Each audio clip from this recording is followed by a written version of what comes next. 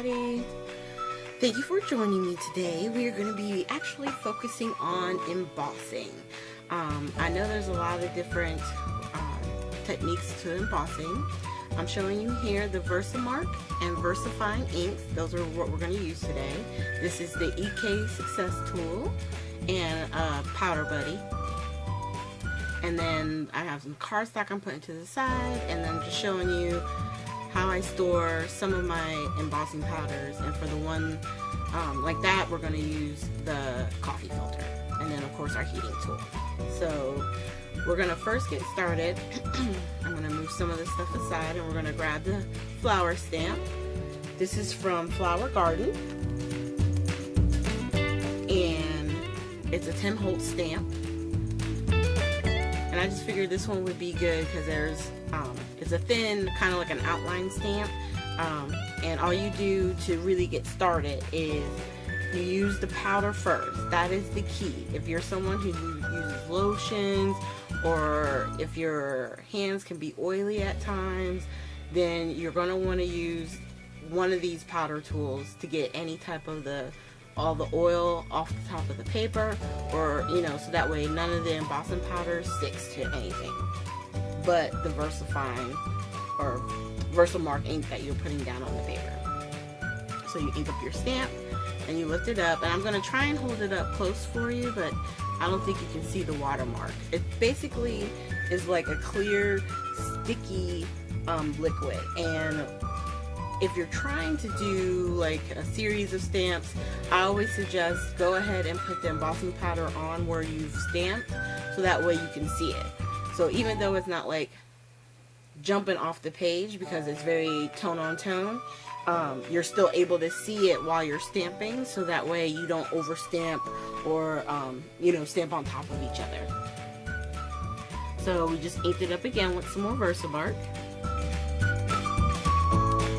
And I'm going to show you with this one. This is a Lindy Stamps, and this one is their Gooey Goblin Green. Very fun. They have all different kind of names and different stuff, but I just wanted to show you because right now the Lindy's are the only ones that I don't have in a separate container. So if you have bottles like this, you use the coffee filter and it goes right back in. No mess. It's very easy. So I always suggest that, and I got that actually from Amy R. Savvy. So make sure you check out her channel. She's very awesome. Does wonderful cards. So with the heating tool, it's very important that you heat it up. You can warp your paper if you put it to the paper, it's not warm, you're waiting for it to heat up. You can cause a lot of warping, and that's probably one of the main things you have to watch when you're using the heat tool, is the warping of your paper. Now, if with doing that from the front, if your paper does warp, then you just hit it from behind, and I'll be showing you that later.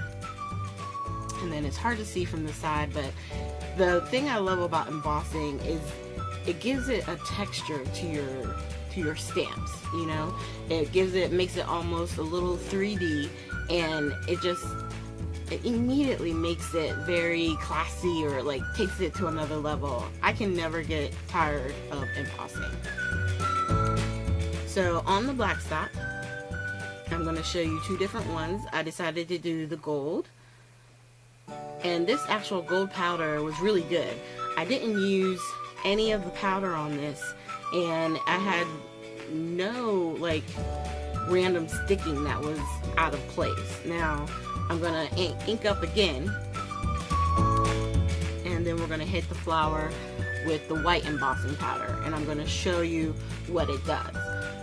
If you don't use your EK Success or whichever powder tool you have, this is what's gonna happen 9 times out of 10. So you put it on, and you always have to flick off because you want any excess powder to come off. And you can also huff, just very lightly. Just be careful. You see those white specks right there? That's because we didn't use the tool, the powder tool. And then that's when you see people bring the paint brushes out trying to get all this excess powder off. Now I wound up messing it up, so I had to lay down some more powder, and then I just flicked it off. And the containers that you see there, like the blue one, the green, I actually got those at the Dollar Tree. So check out your Dollar Tree. They have some really good storage containers. Alright, so we're heating it up, and you can see wherever those little specks are, because we didn't clean the area good, once we heat it up, we're going to have all those little white specks. All the specks right there, and that's when people get frustrated with embossing, because it's like you can't get a clear, crisp picture. The key is that powder tool. Okay, I'm going to show you with a sentiment right here. I'm just getting it pulled out, and that sentiment is also by Tim Holtz, and it's Crazy Talk, which goes with the Crazy Birds. But I just wanted to, you know, grab a quick sentiment, and it was here on my table, so I just grabbed a Happy Easter, and we're going to ink it up in the Versamark. And you see I rubbed the bottom of the cardstock with the powder buddy, you know, our powder tool, and look at that. There's no excess white embossing powder anywhere where it shouldn't be. That powder really does help. And then we just heat it up, and you can always tell with white, it gets really bright once it's heated.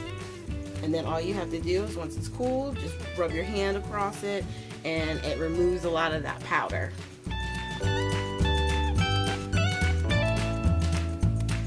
There you go. So now the other trick with this is the Versamark, not Versamark, the VersaFine Black Onyx ink. It is a pigment ink, and I know we've gone over this a little bit before, but with pigment inks, they sit on top of the paper longer, so that means they're wet longer. So if I took my finger and ran it across the page right now, I could smear the black ink.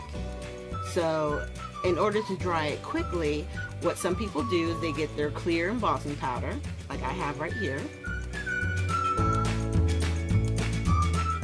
and you just cover it with the embossing powder. Because the ink is wet, it's going to attach to it, and that helps it to dry quicker.